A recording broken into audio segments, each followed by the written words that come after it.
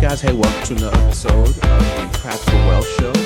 And so today, y'all know my four asset classes are business, real estate, paper, and commodities. So today we're going to talk about my personal favorite, business. So I have to Mr. Ryan Niddel, and let me tell you a little about Ryan. I'm going to let him tell you more about himself, and I'm gonna get you started. So Ryan is a CEO, board member, and entrepreneur. He is also the leading authority on, here's the thing, because this is your number one investment, improving revenue of companies, okay, by improving the EBITDA, through increased operational efficiency, lean manufacturing principles, and more. He has helped the acquisition. See, because buying is the new starting, okay, and so he's helped with acquisition or exit of more, that means selling, which you started, right, of more than 11 companies while seeing their collective revenue surpass more than $237 million. And he has successfully tripled the revenue of more than 5 companies in under 2.5 years, adding an extra $250 million in valuations. And so he started at 10 with a lawn mowing operation. See, this stuff starts hard. I start selling seeds in the back of comic books at 8. Okay, so you don't just wake up, hey, I want to run a company. All right, you start doing it. You can see it early. So you're all kids. You need to nurture this stuff. And he's currently the principal of a private equity group and the CEO of 2 8-figure companies, and sits on the board of directors for several other companies. And he has built a reputation as Ohio's top business growth specialist. So get your notepads out. Ryan, welcome to the show. Man, thanks, Curtis. I got to give a round of applause to my team for such a standing ovation of a bio. There you go. Listen, I'm like, man, I guess I've done a couple things, I guess. Right. I didn't realize all that. I'm important, damn it. So yes, sir. So what did I miss? What didn't I tell him that you want to, like, and before we get into your story a little bit, because I really like this. I want to start with, you started at the age of 10. I think that because success leaves clues, right? And so what I try to point out is the clues, your philosophy that that led you to stuff you're doing now. I think that's instructional. Yeah, thanks, Curtis. So I would say the part that was left out is the shortcoming, right? There's all these great things, but to me, the biggest lessons that I've learned are through the most challenging times. And after I'd sold one of my first businesses, I thought I had the Midas touch, right? I was 29 and I had to have the world all figured out, and started a high-risk merchant processing company. Fast forward 18 months, all the money from my exit was gone. Rental properties are in foreclosure. Cars are being possessed. So it's great to talk about the upside. But to me, what's most important is acknowledging that there's different parts of the path you have to walk down to get to the upside. Right. And for me, my goal is to make certain that as you're listening, that you're taking the lessons not only from the upside, but also from the downside. So you don't have to live those same things yourself. Right. I think that's part of the that's, you know what, talk about that. So, because what happens psychologically to you when you go from the top to the bottom, and then, there's a certain amount of courage and just, what do they call it? Testicle fortitude that just to get yourself up in the morning to go fight another day. Talk to him about that. Yeah. So Curtis, I would love to say it was a snap of my fingers, and it wasn't for me, right? I had success. I actually started more in corporate America, right? It was the general sales manager of a luxury automotive dealership. I would say I was successful in that field, stepped into more of an entrepreneurial role and grew a web hosting company from almost nothing to 580,000 clients in about 2 years. Did some capital raises and sold that off. So just like you said, I'm flying high. It's private jets everywhere. It's great watches and great meals. And it's like money's just falling from the sky. And I'm just convinced it's going to always be that way. Right. So at that moment, really took my eye off the ball in the next season, which was that merchant processing season. And so that 18 months, I'm still living high off the hog, but there's not money coming in to support that. So I wake up one morning and all that money's gone. And I just got with who is now my wife, but girlfriend back then. And really scratching my head as I wake up, like, what am I going to do today? Because the business is shut down. There isn't a new path forward. And I'm a hustler by nature, right? I'm someone that you go out and get it, you figure it out. And everything I was working on, I had this whiteboard in my office. Curtis, I see you in your office now. I had a whiteboard with all the opportunities, right? And if this happens, then this much money will come in. And I got this big list I would cover with my girlfriend. Then I'm like, we're going to be okay. Here's how it's going to work. Right. And after the first 3 months, she's like, you might as well just take that board down. Like none of this stuff is actually happening. And she was saying it laughingly, right? She's certainly my biggest fan. But in that, it was at that point I dove into Tony Robbins' work. I dove into Psycho-cybernetics. cybernetics. Malts. Okay. Yes, and it was this thing of, gosh, what I'm doing right now isn't working. I couldn't really figure it out, and I lean more into, I'll say, the metaphysical world at that moment in time, and call it spirituality. We can call it God or religion. I don't want to impress that upon anybody, but whatever that thing is, that's a driving force. I started to tap into more of, right, the energy that might be driving all of us forward. And so for me, it was a combination of some of those works and really saying, okay, there's no shame in having to re-hustle. And when I say re-hustle, I actually took a pivot and I started learn hand-to-hand combat. And what I mean by that isn't actually fighting. It was going out and learning how to measure people for custom clothing. I found a guy that owned a custom clothing company, had him teach me how to run the tape, get the 36 measurements. And I went on the road and started hustling, selling custom suits. Right? I live in Columbus, Ohio. I'm driving a 1998 Cadillac Sedan DeVille, one of those old big tan boats, right? Tan leather, tan exterior, real old man car. And I'm driving that from Columbus to New York City to suit people and sleeping in the car on the way home. Then hopping in a car and driving to Chicago and just really living out of my trunk almost, just measuring people up. And from that, it started to rebuild a level of confidence in me, because not only did I have the windshield time of being able to make the cold calls, of being able to do some prospecting, but then when I wasn't doing that, I was reinforcing those messages from literally Tony Robbins live, listening to the tapes while you're driving, and it was legitimately taped. Like I had to struggle to find tapes because this car didn't have a CD player; it had a tape deck, cassette, right? Yeah, and so I'm reinforcing that message and starting to. It wasn't overnight; it wasn't a snap of my fingers that, gosh, I was back in the driver's seat. But over a period of time, my behavior started to change. My belief system and myself started to enhance, and that allowed me to branch out. And instead of working for somebody, went out and started my own company. Right, started my own custom clothing company, got back in a little bit of the tech space and designed an app to help support that company to shorten the supply chain time down and the remakes that were going on inside the industry. And just really over the course of the next 2 years, really built back up that internal fortitude, as you would call this particular fortitude, like, all right, I made some mistakes. I can look at myself honestly and say, I didn't plan. I took my eye off the ball. I thought I knew everything. I lost my humility, my humble nature. I was closed off to external input that would have made that season of life better. So how can I acknowledge that I did that, but then yet not replicate those same things going forward? Right. And that's what was that next season. As far as owning my own custom clothing company, I ended up, white labeling that app that I developed to, gosh, I don't know, I think it's 30 or 40 companies still using it right now. I bought part of a wool manufacturing company in Huddersfield, England, and just jumped right back on that entrepreneurial bandwagon, but then started realizing I was trading time for money. Right, like I'm still in the car. I've got a sales team I built out. I've got some people helping me out. The company's doing at that point, I don't want to overstate it, but a couple $100,000 a month in revenue, which that's a lot of suits when you're selling suits at $1,500 to $2,000 a piece. You're out there grinding as a company, and just started looking at my family. At that point, I was engaged to who is now my wife, and we have a daughter between us. And said, look, I'm missing all of life here. I need some more balance back. Right. So did an owner finance deal to my head of sales, the best sales guy we had, and said, look, I've built this enterprise. If you just keep following the process, it's a good living for you and your family, and you can run the organization. And so to me, Curtis, it was consistency and it was honesty, right? I think so much of life comes down to being able to look yourself in the mirror and be honest with yourself about where you're really at, and know that if I'm able to be open to the gifts that the universe might offer, God, whatever you believe in, and I can tap into that energy and follow that I'll be provided for. It's going to take hard work. It's going to take consistency, but it's always there, right? Like you said, success leaves clues. And if I can find mentors, if I can find people that I can gain value from them and befriend them, looking for something to benefit them as well, it's just always accelerated my path.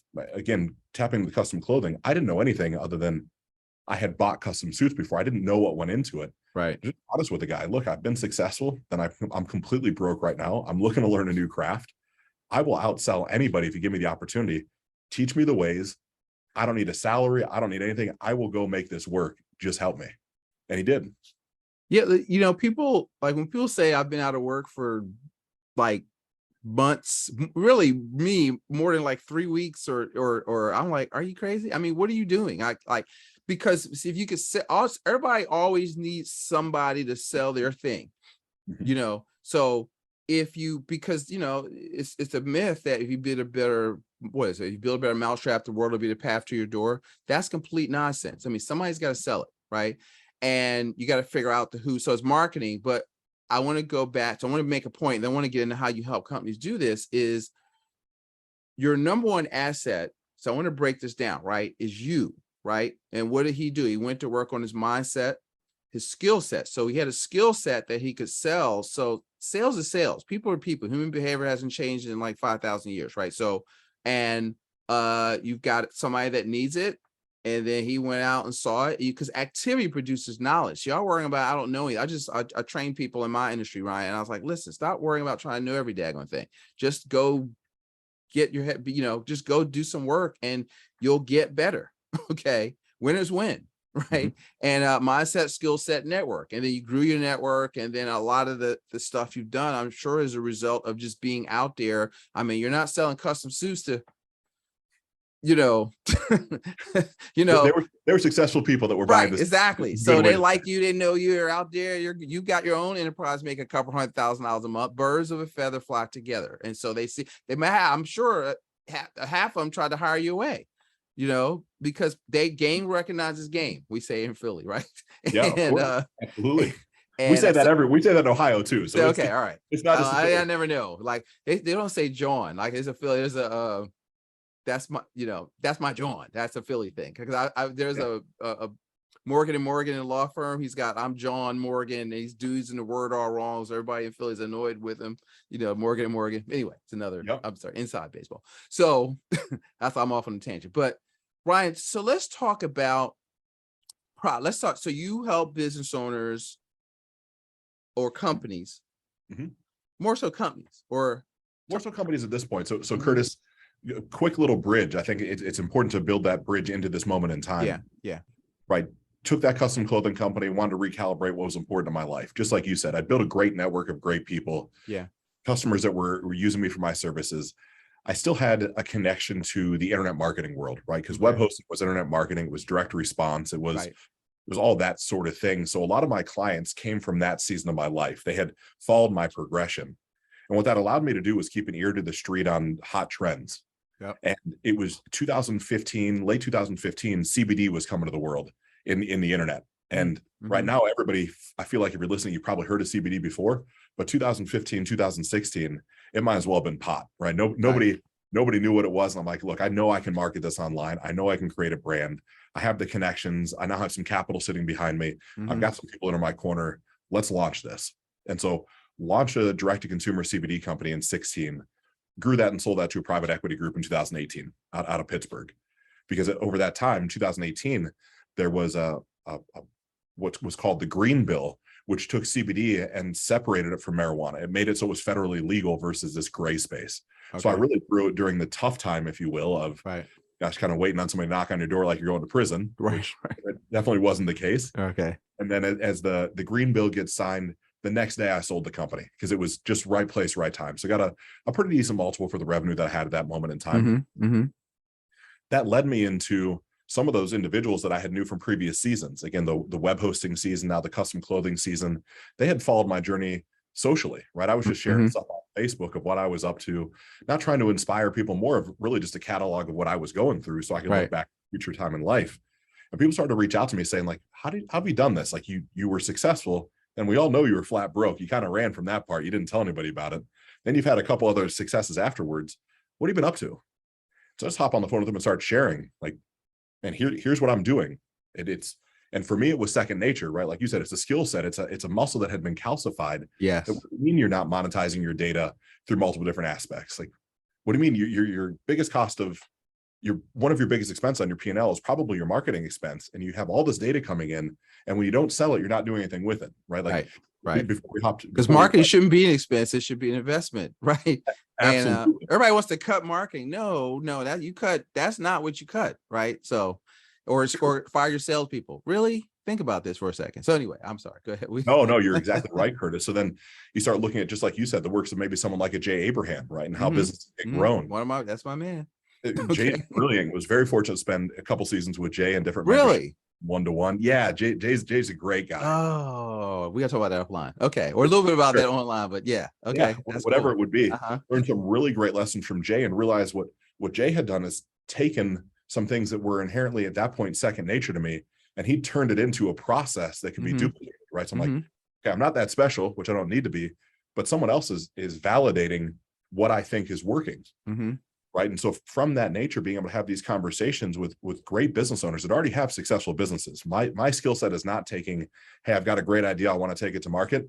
That's not where I focus on. That's not my specialty. It's not what I enjoy, Right. which is also equally as important as understanding what you're good at and what you're not. Yes. Yeah. I'm great. When there's a business that's hitting that $3 to $5 million a year mark in revenue, you want to get to 40, 50 million a year. That path is as laid out as the day is long. It's very, very simple. It's very duplicatable.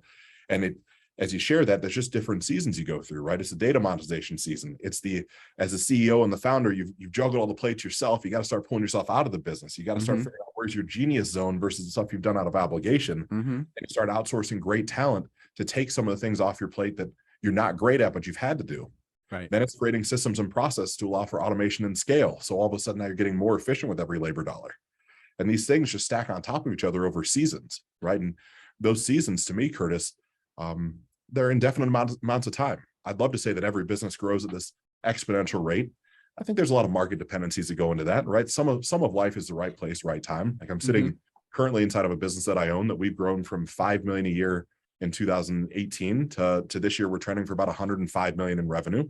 So exponential growth, but how much of that is hard work, good ideas, good systems and processes versus just the nature of the market, right? Sometimes the market is helping you grow an enterprise. And so I think it's acknowledging there's a lot of forces and being aware of what you can control and what you can't. Right. All of those things are incredibly important. But you can control more than, like, my whole business model wouldn't be hope I've got a good president to grow the economy. Okay. That's that hope is not a good strategy. Right. And what I learned from and studying Jay, it's all about optimization. So, and geometry versus, the diving board versus the power Parthenon. So yeah, I've got all his stuff. I'm you got it, man. You're it. I like it. And Jay, Dan Kennedy, and now the 2022 version of that is Russell. Yeah. So I'm going to Funnel Hacking Live next month. Yeah. So as we record this, if you go in, I'll see you there. But yeah, so that's the thing. See, so if you're already, and see, the thing is, this stuff, even though he's talking about companies, this stuff works. It's a startup will work, but you don't have any what I call marketing assets yet. But it's easy to optimize the stuff you already have going on, a customer list you don't call, right? That you don't offer other stuff to. Reactivation, Dan Kennedy's book, the retention as a profit center. And so I can see that, like, if you're buying companies, you understand what they're tired, right? You look at it and you see a gold mine, right? Of stuff they're too lazy to figure out. So let's say I've got a business, right? So tell me about the, all right, all my listeners already know, this is free consulting for Curtis. No, just kidding. So discuss the, you can't do all 148 obviously, but your 148 profit processes and how they affect, maybe a few of them that you think are key that you do for big companies that also would apply to, an enterprise of a couple $100,000, $500,000, that kind of stuff. And I want to kind of connect the dots for people. Absolutely, Curtis. So as I look at that, one of the things, right, we'll start with, we can call it Jay Abraham, we can call it Dan Kennedy, we can call it just good logical thought processes to me. There are underutilized assets inside of every business. And whether your business is $100,000 a year or $100 million a year, as you look around, there's things that you're not maximizing. And I can take one of those can be a lead list, right? The people that haven't bought.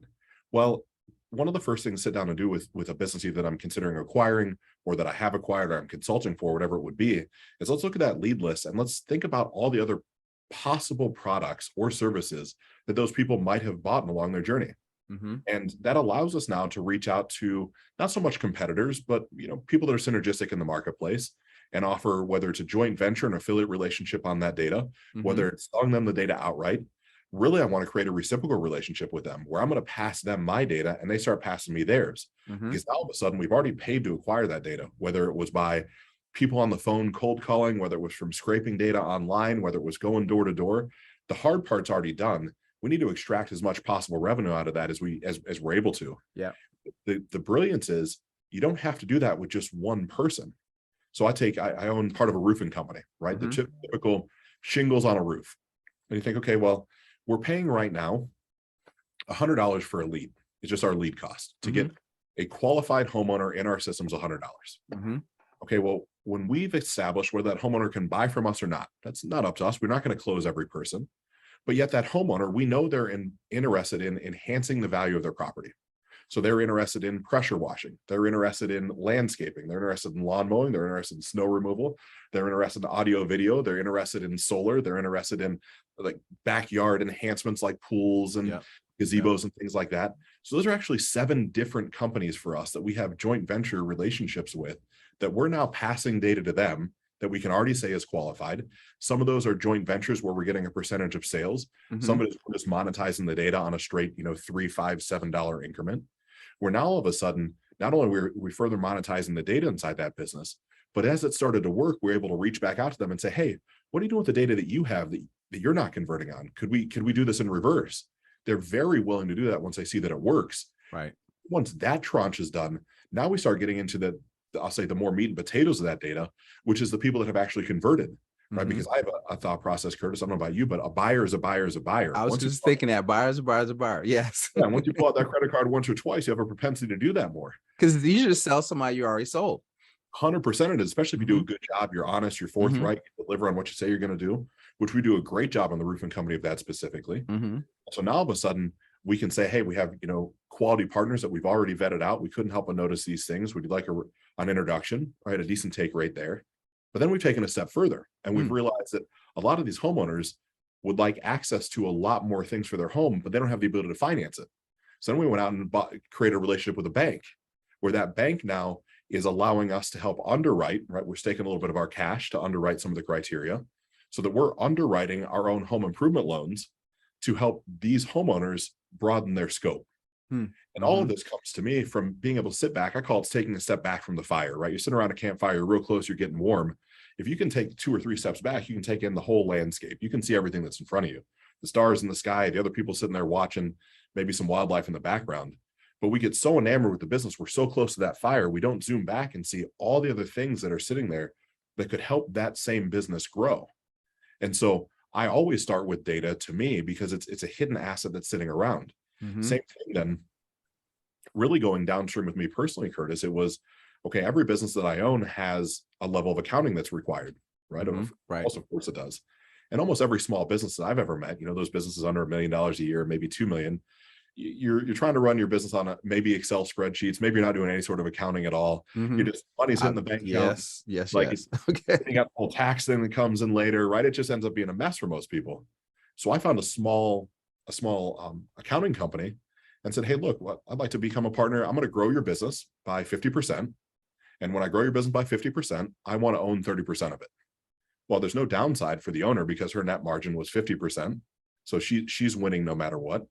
I knew that the businesses that I had in my portfolio, if I pushed them all to that business right away, I instantly would trigger an event that her company grew by 50%. So it was instantaneous. I took my own companies that I knew had an issue. Right. I went out and found a business that would solve those issues, created a relationship that guaranteed me equity in that business once it converted, and pushed all the companies over there, and then went backwards. And all the companies that the accounting company was servicing, I then created a profit enhancement center for all of those businesses of offering an ongoing consulting path because I knew from their data that they were missing out on opportunities. Let me let this process that, because it's funny. I was thinking about what you just said. Like I was like, I used to work with a company that trained accountants on client acquisition, how to develop a write-up business. And I didn't want to start one. I like their recurring revenue. I'm good at seeing the numbers and I see all the stuff that you're talking about. And I didn't know how to buy it, but that whole joint venture thing, like, let's say you're a realtor. Let me break it down. All right. So let's say you're a realtor. I said, you're all you do is you make money and you sell the house. Right.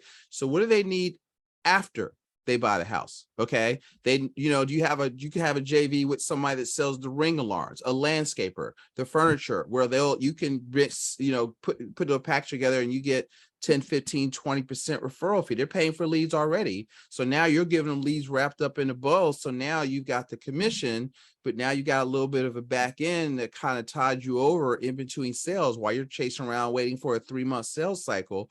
You've got other stuff going on. And I think so many people, Ryan, just get caught up in the work, the thing, and they don't step back. And, as Jay would say, they're not strategic at all.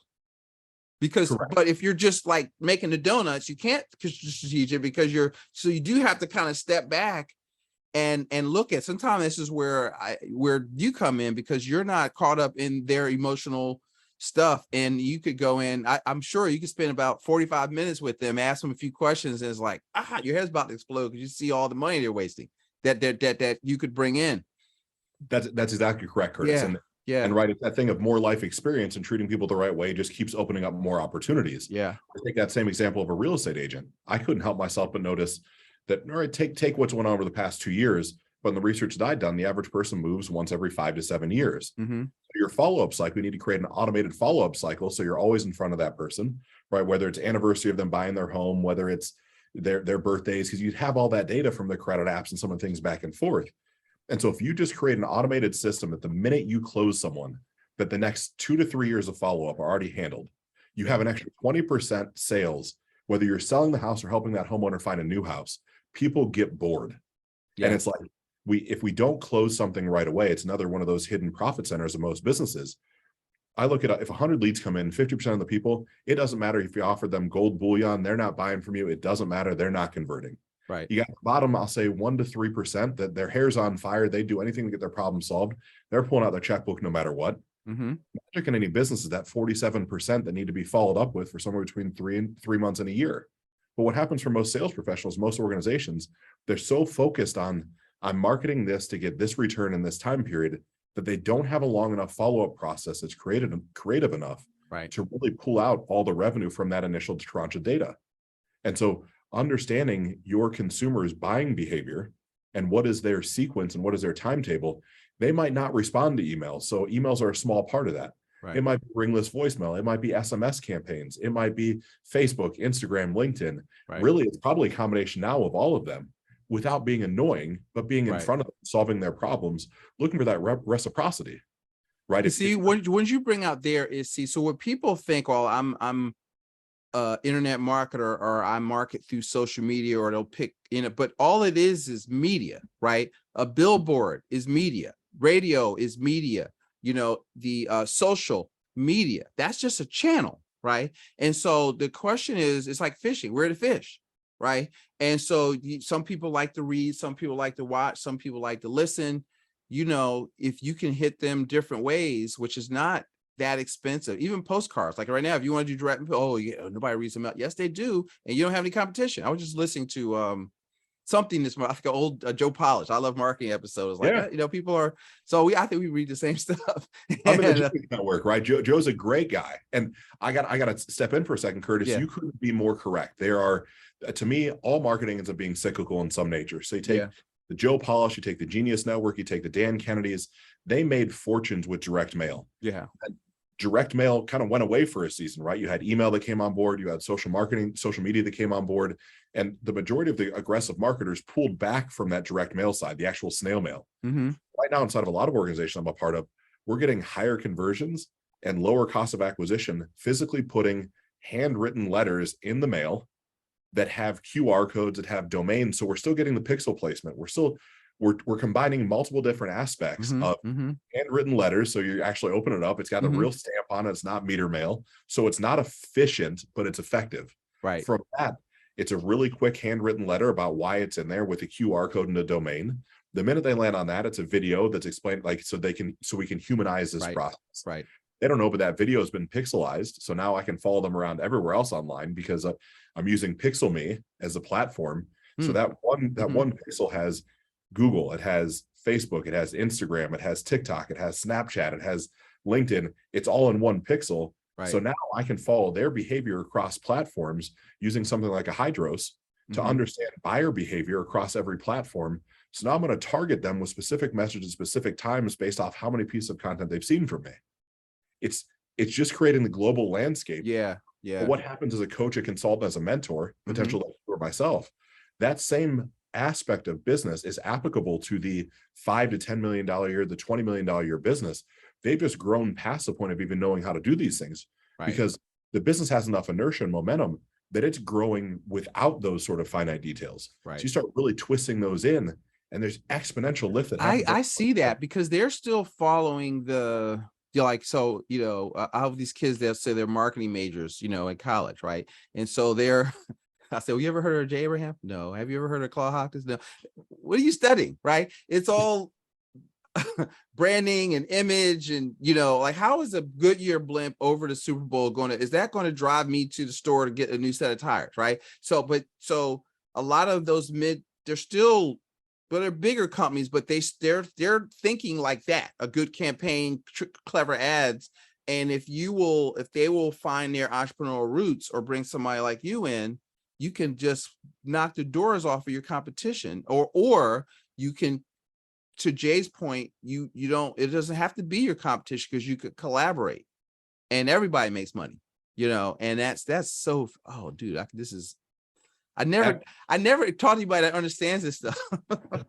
Well, I'm fortunate it gets to me being right. And that's one of the things to me, as a company grows to a certain point. I encourage them to look at their marketing department as actually two sub departments. You have a branding department that's a percentage allocation of your budget. And you have a marketing department. Branding is the Goodyear blimp flying over the Super Bowl so people never forget about Goodyear tires. But that's not a cost per acquisition type of an initiative. That's I'm going to spend X number of dollars so people don't forget me. Okay, that's a branding campaign to me, where marketing to me is now a direct response basis. I'm going to put an X number of dollars, and I need a 300 to 400% return on that ad spend. And it's just, over what period of time do I focus on that? Do I focus on the macro or the micro? And to me, as your company becomes more fiscally sound, you get to look, instead of having to focus on the micro, you get to zoom out and start looking at the macro. You get to start looking over, a 6 month or year tranche, where you get this better than anybody, Curtis. If I can outspend you right now because my pockets are deeper, and I can pay $100 for a lead that you can only pay 50 for, because I can carry that negative on my books for 90 days until it turns into a profit center, I'm going to win every day and twice on Sunday. Who can spend the most to acquire customers is going to win. Yes. And as long as but see, the key to that, Ryan, is what? They've got to know what a lead is worth to them, the lifetime value of their other clients. So if it's worth $2,000, are you willing to spend $100 to get one? How much are you willing to spend to get one? What's it, even if you lose money up front, as long as but that's what your company has to be solid. So again, as you're saying, you can go negative for a month, 2 months, as long as you're clear on that. And I find, do you find, this is not about me, it's about you. Do you find that even with bigger businesses, you're saying they don't really know that? They don't. And right, to me, it's very rare that I walk into a business and they know every answer to every question I'm going to ask them. And I'm not doing it to try to stump them. It's just my normal thought process. The business I'm sitting in right now that I own, physically, as I'm having my conversation with you, I couldn't tell you exactly to a finite penny what our lifetime customer value is. And some of that's because we've grown so rapidly. Some of it's because we have good margins that we don't have to focus on that granular of a detail. Some of it's because there's 100 initiatives going on at the same time. And which one do you give the priority to? So I can understand it from both sides. I can understand it from the consulting side of, man, I know I can always win because I can come in and add strategic value. I understand as a business owner side that if the ball is bouncing pretty well, you just want to keep it bouncing. And until there's times of strife, again, kind of bringing our conversation full circle. You don't always have to focus on all the things at the same time. As business grows, like we're to the point in this organization, bring in almost a data scientist to focus on just this level of information, that it's always in the background and being presented so we can make more strategic decisions to start to swallow up market share. But again, it's the evolution of business, right? I wouldn't look at that person as a necessity from, $0 to $5 million a year, right? But we're $100 million a year. There's different battles we're about to start fighting. Wow. Yeah. So I want to do 2 points. I want to be respectful of your time, but so I want to talk about, I'm going to tell you what they are, and I want you to break them in the order. Is improving your margins, making more money per person you see. And I think it's important, because these are things I'm thinking about. Okay. And optimizing and automating your systems, because you want to create a business that works, so that, because if you got to work all the time, you don't have a business, you own a job. Mhm. Right. And so you need to build a bit, so the business is an asset in of itself, that if you wanted to, you could sell it. But Dan Kennedy says all wealth is a product of systems. So a business is a series of systems. And you got to, I always tell people, here's the test: go to McDonald's and say, is I like to speak to the owner. Right. Yeah, right. Right. You never see him, right? Because he's got all these systems in place that they bought into. But you can McDonaldize your deal, if you start to step outside of it and see it, work, what do you call it? Work on it instead of in it. And, or spend some time, make a point. I try to set appointments with myself where I don't see clients. I'm just thinking about how to grow practical wealth, Yep. that kind of stuff. So I feel like I'm talking too much, but so let's improve our margins, and let's, get them thinking about big businesses, but business is business, guys. So wherever he's saying, I don't want to hear what they say, Ryan, my business is, you don't understand, my business is different. No, it's not. I've heard that more than a couple times. Right. Absolutely. So actually, I think the two questions actually go hand in hand. So I'm going to start by answering the second one first, because it leads nicely into this. There's an acronym that an individual that I've got to spend time with named Ari Mazel. Ari is a man that calls himself the most efficient man in the world. Less Doing. I have his book. Yeah, Less Doing. Yeah. Absolutely. So Ari's an incredible man, and he's got an acronym that is LEAD, and the L stands for leverage, right? You want to create leverage on your highest output activities. Not only you as a business owner, but all key personnel inside your organization has a zone of genius that, right? Imagine a 4-quadrant system where that top left-hand quadrant is, what are the things that you're great at that you love doing? You want to spend as much time in your day in that quadrant as possible. And as business owners, we start to feel that obligation to start with, right? I got to spin all the plates, because there might not be a whole bunch of other plate spinners in the company. It might have to fall off your shoulders. So for me, I love sales. I love training. It's kind of the things, if I could focus on anything, that's where I want to lend my time. So I'm going to create as much leverage as I can on that for myself. The next is automate. In the LEAD acronym, it'd be eliminate, but we'll go in a different order. Okay. Tasks that you're doing multiple times throughout a week, anything you're doing more than twice, there is more than likely, with the way the world works now, a way to automate it. So an example of this is, let's say you wanted to hire somebody, whether it's a remote worker or whether it's a full-time employee, it doesn't much matter. If you're going to do that more than once, you might as well pause and create a system around it. And that system, to me, is you can create an ad, and that ad should have a specific email address associated with it. So when someone responds to the ad, there's an autoresponder from that email address instructing them on the next steps. To me, that next step is typically record a 2-minute or less video, post it to a private YouTube channel, have it have a specific title, and respond back to this email address with specific subject line. In doing that, that's all automated so far. The reason for that is if the video is more than 2 minutes in length, people can't follow directions, they're excluded.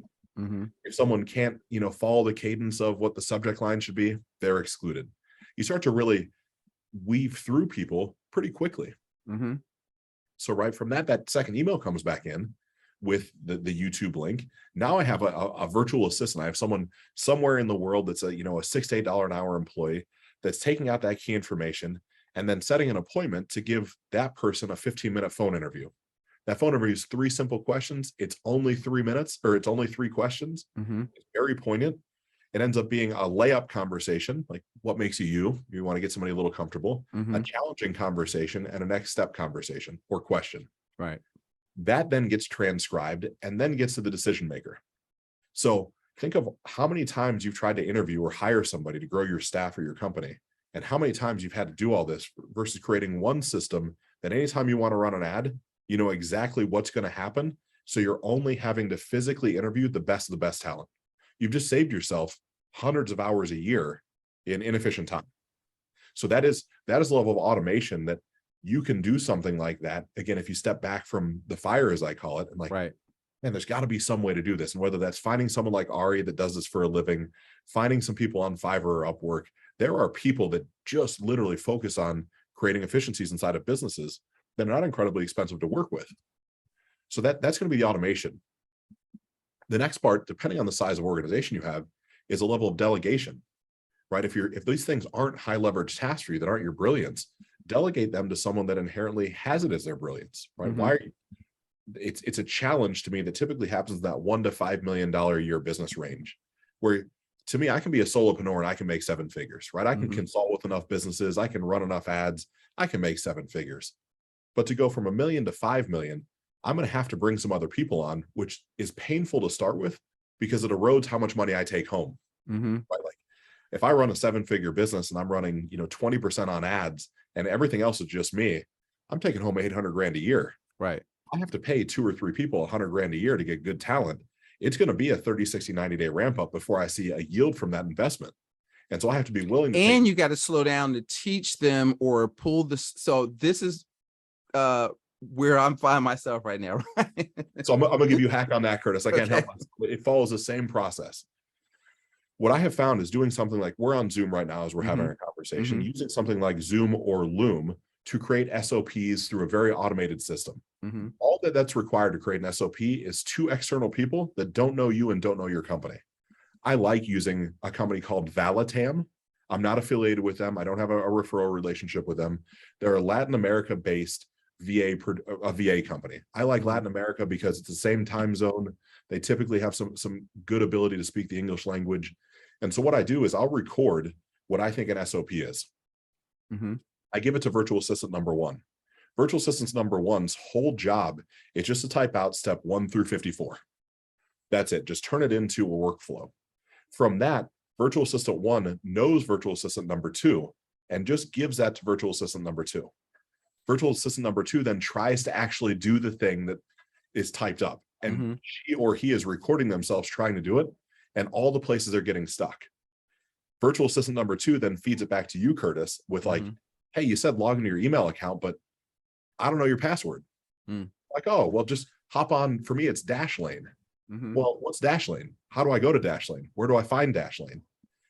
2 cycles through that process will start to create a pretty vetted out SOP that's not perfect, right? I think perfection is the enemy of done, right? We have to get past the point of it's got to be all the way dialed in. No, done is better than perfect. We just have to get something in process. Where if we start to do those things, Curtis, you're documenting your own processes that allows those key functions to have somebody else be able to do them at even a 70% efficiency or proficiency of what you're able to do. Right. By doing things like that, the natural tendency is you're now focused on the variables of your business and you're going to see the inefficiencies, which as you start to see these inefficiencies, you start to look at the net margin. You're like, man, I didn't even realize as I'm looking at my tech stack, right? I've got Typeform, I've got 16 other little things that I'm paying $17 to $50 a month for. Man, I didn't even realize I was doing all this until someone came in and audited that. Let's cut out that wasteful spending. Let's talk about through that. So the last part of the LEAD acronym is elimination. There's a lot of things that we do inside of business, inside of life, that we do out of a sense of obligation or preconceived necessity, that when we really look at what's driving the behavior of our businesses, it's an old thought process that we're continuing on into future times, and it's not necessary. And an example of that for me might be buying snacks for the office, right? I don't have to do that. We don't really need that. I don't need them. I can watch my weight, right? My wife can pack me food. It's a pretty bad example, but I can eliminate that as something that's on my weekly cadence of things I have to do. I don't have to give it to my assistant. I don't have to, create a click list. I can just not do it anymore. There's a lot of things that as we grow as entrepreneurs, we grow as business owners, that there is an old guard that has to be removed. We have to consistently, I like a once a quarter cadence of just taking a step back and saying, gosh, what is it that I'm actually doing versus what I feel like I need to do versus what is that future version of for me, Ryan, the Ryan that wants to make X or have Y impact, what would that version of Ryan be doing right now? Okay, well, if I can close my eyes and I can jump forward in time to that moment and say, I can sit and talk to myself, as crazy as that sounds, right? In my mind, I'm having that conversation. I'm like, he wouldn't be doing any of this stuff. Okay, well, that is a change I can make in a moment. I can make that determination, start living that way right now, which then just shortens that timetable down. Now, I'm not, projecting at all. I mean, I just finished, what's that? Be Your Future Self Now. right? Mhm. By the Who Not How author. Yeah. So I Darren Hardy. just literally like last week, right? And it's that, and so I operate, some of my listeners know the 12-week year. So I think in 90-day blocks, Yep. and what can I get, and I played basketball in college. So I always like, you got to work on your game. Like, all right, I would go to court and go, all right, I'm going to go left today. I'm going to take people off the dribble and finish strong with my left hand. So if I didn't have to prove myself, I would just try to practice stuff on game speed. Well, if y'all are in business, you should be working on your game and learning a new skill. I'm going to start doing that, every quarter or every year in his system is, all right, what can I eliminate? I love this. Listen, he just gave y'all 8 minutes of gold. I hope you are go back and listen to this. That was awesome. Well, Curtis, I love the fact you run the 12-week year. Every business I'm a part of does something very, very comparable. And the goal is, to me, as the leadership team, and even if you're a solopreneur right now, fill out that 4 quadrants of top left-hand corner. What are things I love to do that I'm really, really good at? We can skip the top right and the bottom left. They don't even matter. The bottom right is, what's the stuff I'm not good at that I feel obligated to doing? That bottom left-hand corner, if every 90 days you can remove 3 things from that, just 3 things. Don't try to tackle the whole list because you got a whole life to run. Right. Just get rid of 3 things a quarter. A year from now, your life will be completely unrecognizable as a business owner and as a leader, because you will have eliminated 12 things that you're doing out of obligation that you're not good at, that you have no passion for, which frees up so much additional bandwidth for the stuff that you love, that you're great at. It's like, success is inherently very simple. Right. We overcomplicate it because it has to be harder. It's not harder. Right. You need more information, you need more action, right? Most of us just need to do more things that we're really good at and do less things we're not good at. Yeah, I heard it. I think I heard from Dan Sullivan. He says, listen, if you spend all your time working on your weaknesses, you're just going to have a bunch of very strong weaknesses, right? And so you need to give that stuff away and focus on what is your unique ability. What is your where are you in the zone where you're doing what you love? What is the high dollar activity of, okay, what can I not do? What do I like to do? What it makes the most money? So it's really like 3 things. I figured out that 3 or 4 that I should be doing. And I always tell people, my running joke with my VAs is, I'm Prince. I just want to sing, right? I just want to come out the stage with my guitar. I don't want to sell tickets. I don't want to set the stage. Maybe I'll sound check. I'm going to practice. I'm going to write songs. I'm going to sing. That's my, in this space, that's my unique ability. And everything else should be outsourced. And your income, will take the jump so that you can hire staff, right? If you're listening, this is your company, if you're, we tell them who should be talking to you, but it's funny because I know how to do some of this. I just hadn't known if I wanted to make it part of my business, but I love this stuff. My favorite conversation outside the money of showing you how to be the bank and the stuff I do is, okay, you're the one asset, your business. Let's, I had a person called me, she couldn't save, she wasn't making any money. I already had it on my account. I said, all right, well, tell me about your business. And I gave her like a 30-minute marketing consult on what are you doing? What is your fastest path to cash? And, I said, call me in 2 months, and her revenue had gone up. And now, okay, let's try another 2 months. Now you'll be ready to be my client. Okay. Yeah. But I could create value for her. I didn't want anything in return. People have helped me as a young business person. So if you know it, to me, you should share it and it'll come back to you. I completely agree, Curtis. And I think, right, I call them new levels bring new devils as well, right? And as we look at my thing of teaching or selling, right, you think inside the business, okay, well, I can sell our product or good, right? But now there's a team that does that now. So my job is to go out and sell myself to investors. My job is to go out and sell people on why they should sell me their business. Right. My job is to sell the marketplace and why we should go public. So that just keeps expanding, right? You don't have to. My leverage point is still my leverage point. It's just on a grander scale than it's been before. So it's just to be aware that there's so many different ways to inherently grow your business from your level of genius. That, again, if it's sales or marketing, that doesn't mean you have to do the same grunt work you're doing right now in perpetuity. Be aware that there's different ways to expand that. So it's always back to work on yourself, work on your your skill set. Marketing is a skill set. Leadership is a skill. You have to go back. You can work, and you got to get good at your business, right? Marketing, sales, systems, and people, which is to your point of really what you're doing for the business, and when you're looking to buy them, and recognizing the opportunities that are there. So so if you're good at business, you can see other businesses. So if you save money, you run your business right, you're capitalized, you have access to capital, or learn how to be creative and do owner or earn out, and then you should be looking. The opportunities that you're reminding me is like, this is like I'm like, now my head is racing, Darn. I'm trying to let you go. Okay. And be respectful of your time. So two things. So one, this is just for Curtis. What are you reading now that's interesting that you like, that you've read? I need to get some new books. Yep. So the book that I'm reading right now is, oddly enough, a Harvard Business Review advanced look into KPIs, right? Which is a heady book.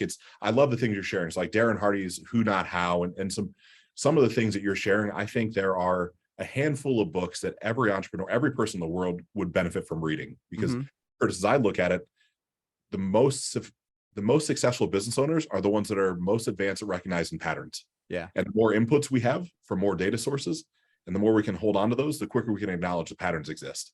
So I love getting those new insights from different pieces and parts. But I'm in a season right now where I'm really trying to focus on some of these strategic enhancements for some of the larger companies that I own, which is really forcing me into more corporate finance, KPIs, budgeting, forecasts, some things that are really heady and boring, admittedly. Like, they're not fun reads for me, but they are incredibly impactful in this moment for the decisions that we're making in those organizations. Yeah. So Harvard Business Review Advanced Look at KPIs is, of all things, the book that I'm reading. Okay. All right. That's cool. And is there anything that I neglected to ask you? Because I feel like I went all over the place, but that you want to make sure you bring out, and then tell them, who can you help and how to reach you? Yeah, Curtis. So this has been just a fantastic time with you. I can't say there's something I was hoping you'd ask that you didn't. I think if there's a piece of information that I wish I would have heard earlier in my career, is you have a lot more ability than you give yourself credit for. That comparative feedback loop of watching on social, seeing the guys that seem like they're crushing it, man, get rid of all of those people. Stop following them, stop paying attention. Just focus on exactly what you're saying, Curtis. It's people, it's systems, it's processes, it's mindset. If you just give yourself that runway, success is going to find you. You got to put in the work to get it. Right. But just that, you're much more powerful, and you have much more success inside of you than you give yourself credit for. And so from that's really, I think we share a kindred spirit, Curtis. If someone wants to connect with me or find me, it's just RyanNiddel.com. It's RyanNiddel.com. I don't have a fancy sales funnel. I don't have something to sell you. I don't have a course. I literally have opt into my email list, and Monday, Wednesday, Friday, I give just tactical tips like we've shared today. Help you grow your business. That's it. Twice a year, I send a promotion out. It's very clear. Other than that, it's just information. Dude, I'm going to be on your list. That's awesome. Appreciate that. And I have to get you back. There's so much stuff that's going through my head right now, but listen, Ryan, I thank you so much. I'm so excited. I love having this conversation. I think that, because what happens is, if you're not in business, you need to be in business. The tax code is designed for landowners and business owners, right? I'm reading, what's his name's book, Win-Win Wealth by Tom Wheelwright. Yeah. And, he says the 7 investments the government will pay you to make. Investment number 1, a business. Investment number 2, R&D for that business, right? And investment number 3, real estate, right? So, and one of them is insurance. There you go. So self plug, since that's the business that we're in. But I think that's so as you follow him and you learn, because his success is about becoming, right? You have to become a good business owner, right? It's be, become, then do, then have, right? And so the first part of Ryan's story, he became, which is work. Transformation is hard, it's frustrating, it's bloody, it's all that kind of stuff, but you have to stay in the game and give your efforts time to compound. All right, I'm sorry preaching. All right, so Ryan, you got Curtis, me fired up here. man, I love this. I can't wait to have further conversation with you, whether it's offline or online. But I'd Yeah. love to get into captive insurance. I'd love to get into trust and tax code. I'd love to get into asset and wealth protection and management. There are so many things that you're sharing that if the average person knew all this stuff existed for them, the biggest expense for all of us is tax. Yes. You start figuring out ways to navigate that landscape, your life changes almost overnight. I love what you share. Oh, yeah. Yeah. So, and I'm the conduit, right? I just find really smart people and ask them questions. So, and you learn some stuff while you're listening and take good notes. But yes, I appreciate you. So guys, we're going to put Ryan's website, contact information he gave out in the show notes from this episode. So, you know, this is a writer downer. So I'd go back and listen to this a couple times. All right. And Ryan, thank you so much for being on the Practical Wealth Show. Thanks for having me, Chris. It's been a great time. I appreciate it. All right, you're welcome. Have a great day, everybody. Share this. Listen, like, and share.